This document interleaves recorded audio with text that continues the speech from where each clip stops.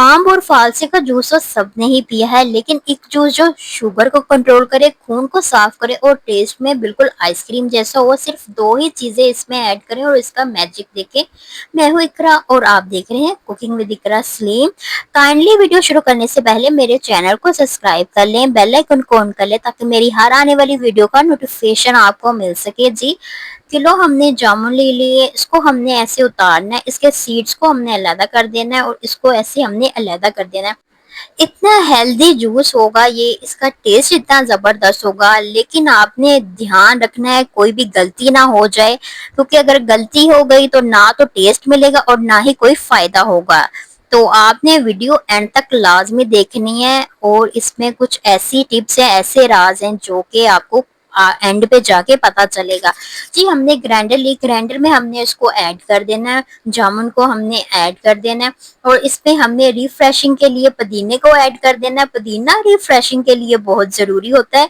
और 1 चम्मच हमने जीरे का पाउडर वो ऐड कर देना है। 3 चम्मच हमने चीनी के इसमें ऐड कर देने हैं और 2 चम्मच हमने नींबू के रस के वो इसमें ऐड कर देने हैं और 1 चम्मच हमने काला नमक वो इसमें ऐड कर देना है। अब हमने मजीद थोड़ा सा पानी ऐड करना है और अब हमने ग्राइंडर को ऑन कर देना है। हमने 2-3 मिनट अच्छे से हमने इसको ग्राइंड कर लेना है और अब हमने इसकी क्यूब्स में इसको ऐड करना है और हमने इसको 8 घंटे के लिए रख देना है। तो ये आप सेव करके भी रख सकते हैं, आउट ऑफ सीजन हो जाए तो आप इसको सेव करके रख सकते हैं।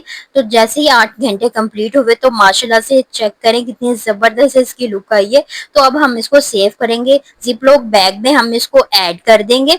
तो अब हम इसको 15-20 दिन तक इसको चला सकते हैं, ये बिल्कुल खराब नहीं होंगे।